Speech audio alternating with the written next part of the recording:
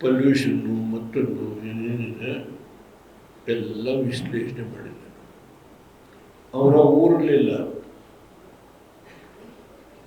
40% ಜನ ಬೆಂಗಳೂರಿಗೆ ಬಂದಿದ್ದಾರೆ. ಅದರಲ್ಲಿ ಅವ್ರಿಗಿರೋದು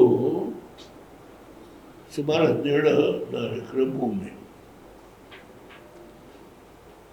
ಯಾವ ಭೂಮಿನ ನಾವು ಕೊಡ್ತೀವಿ ಅಂತ ಹೇಳಿದ್ರು ಅಂತೇಳಿ ಹೊರಗಡೆ ಪಬ್ಲಿಕ್ಕಿಗೆ ತೋರಿಸ್ತಾ ಇದ್ದಾರೆ. 5,500 ಎಕರೆ ಅಕ್ವೈರ್ ಮಾಡಿದ್ದೀವಿ ಅಂತ ಹೇಳಿ.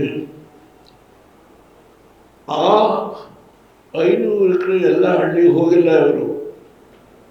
ಇವರು ಹೋಗಿರೋದೇ ಹಳ್ಳಿಗೆ ಹೋಗಿದ್ದಾರೆ. ಇಲ್ಲಿ ಬೆಂಗಳೂರಿಗೆ ಬಂದು 40% ಜನ ವಾಪಸ್ ಇದ್ದಾರೆ. ಅವರು ವಾಸ ಮಾಡ್ತಾ ಇದ್ದಾರೆ. ಅವ್ರಿಗಿರೋದು 17 ಎಕರೆ ಭೂಮಿ. ಇನ್ನು ಉಳಿದು ಸರ್ಕಾರಿ ಗೋಮಾಳ. ಅಲ್ಲಿ ಇರ್ತಕ್ಕಂಥ ಹಾಲಿ ವಾಸ ಮಾಡಿ ಹೆಣ್ಮಕ್ಳು ಹಾಲು ಕರೆದು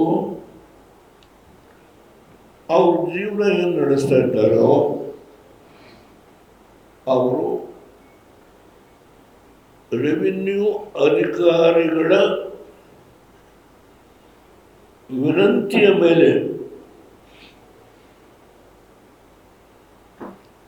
SP ಅವರು ಹೇಳ್ತಾರೆ,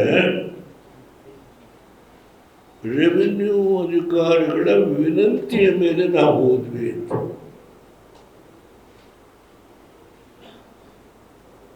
ನಾನು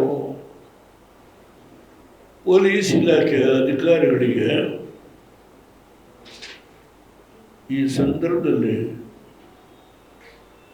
ಅವರು ಕಾನೂನು ಚೌಕಟ್ಟಲ್ಲಿ ಕೆಲಸ ಮಾಡುವಾಗ ಅವ್ರ ಬಗ್ಗೆ ನಾನು ದೋಷ ಕೊಡೋಲ್ಲ. ರೆವಿನ್ಯೂ ಅಧಿಕಾರಿಗಳು ಈ ಸರ್ವೆ ಮಾಡಲಿಕ್ಕೆ ಹೋದಾಗ ನಮಗೆ ಬೆಂಬಲ ಕೊಡಬೇಕು ಅಂತ ಅವರು ವಿನಂತಿ ಮಾಡಿದಾಗ ಅವರು ಹೋಗಿದ್ದಾರೆ. ಕಂಪ್ಲೇಂಟ್ ಕೊಟ್ಟರು ಯಾರು? ರೆವಿನ್ಯೂ ಅಧಿಕಾರಿಗಳು. ಸರಿತಾನೆ? ರೆವಿನ್ಯೂ ಅಧಿಕಾರಿಗಳ ಕಂಪ್ಲೇಂಟ್ ಮೇಲೆ FIR ಹಾಕಿದ್ದಾರೆ.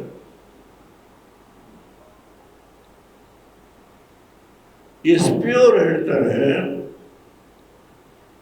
ಇವತ್ತು ನಡೆದಂಥ ಎಲ್ಲ ಘಟನೆಗಳನ್ನು ನಾನು DC ಅವರ ಗಮನಕ್ಕೆ ತರ್ತಾನೆ. ಅವರೇನು ಸೂಚನೆ ಕೊಡ್ತಾರೋ ಅದರ ಮೇಲೆ ನಾನು ಕಾನೂನು ಮುಂದುವರಿಸ್ತೇನೆ ಅಂತ ಹೇಳಿದ್ದಾರೆ. ನಾನು ಪ್ರತಿಯೊಂದು ವಿಷಯ ಗಮನಿಸಿದ್ದೇನೆ. ಏಕೆಂದರೆ ಯಾವುದೇ ಚೌಕಟ್ಟು ಮೀರಿ ಮಾತನಾಡಲಿಕ್ಕೆ ಹೋಗಲ್ಲ. IG ಅವರು ಹೋಗಿದ್ದಾರೆ. ಅವರು ಎಲ್ಲ ಕಡೆ ತಪಾಸಣೆ ಮಾಡಿದ್ದಾರೆ. ಒಬ್ಬ ಸಬ್ ಇನ್ಸ್ಪೆಕ್ಟ್ರು ಸ್ವಲ್ಪ ಪೆಟ್ಟು ಬಿದ್ದಿದೆ ಅಂತ ಅವ್ರಿಗೆ ಒಂದು ತುರ್ತು ಚಿಕಿತ್ಸೆಯನ್ನು ಮಾಡಿಸಿ ಮನೆಗೆ ಕಳಿಸಿದ್ದಾರೆ. ಯಾರು ಆಸ್ಪತ್ರೆಯಲ್ಲಿ ಮಲಗುವಂಥ